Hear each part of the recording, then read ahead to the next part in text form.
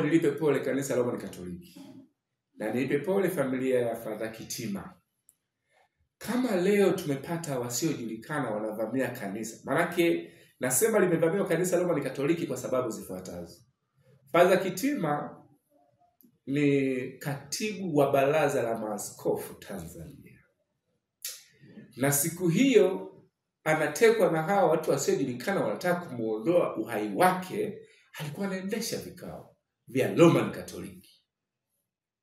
Tafsiri yake ni nini?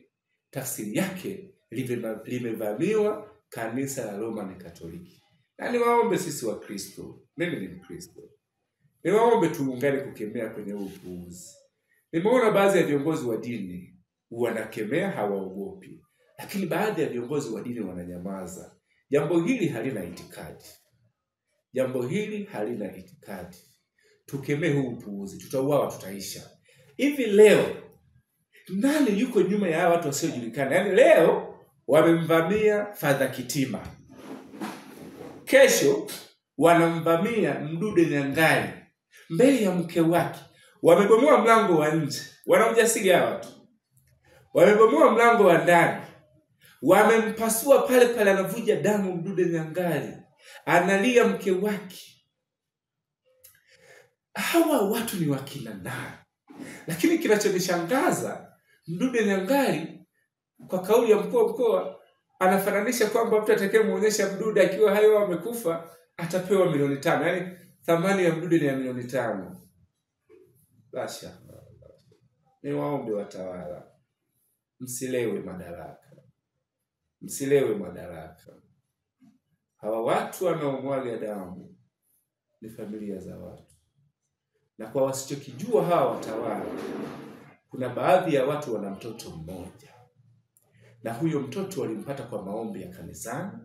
Huyo mtoto walimpata kwa maombi ya mizimu. Wapo watoto wamezaliwa kwa maombi ya mizimu. Sasa jiulize wewe mwenye ujasiri wa kuua mtu ambaye unaenda kuua mtoto ambaye kwa mama yake na baba yake wana mtoto mmoja. Fikiria huu uchungu unaoupandikiza kwenye hizi familia. Fikiria hawa watu wanavyoteseka kwa ajili yako wewe. Mimi niwaambie,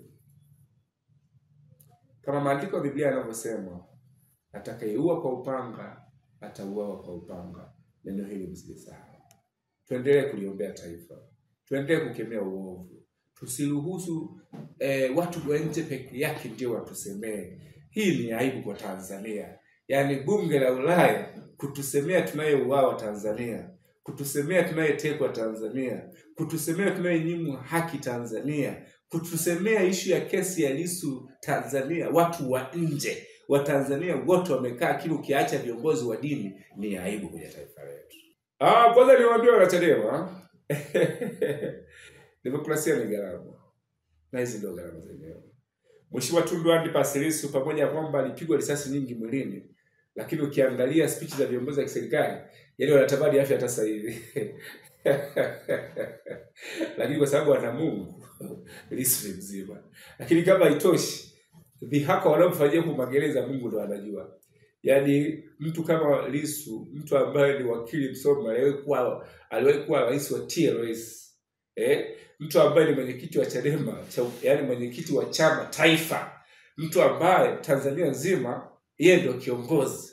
Unamwambia kwa siku wanaona watu 3 kwenye kadirisha kavio. Hii ni torture kubwa sana. Lakini waambie wanachadema, tuendelee kumtegemea Mungu. Mungu wetu ni mkubwa kuliko shetani. Na kama inavyosema maneno ya Mungu, anasema hatutakufa bali tutaishi tusimulie ukuu wa Mungu. Endeleeni kuwa na imani. Tarehe 19 tukutane Dar es Salaam Kisutu.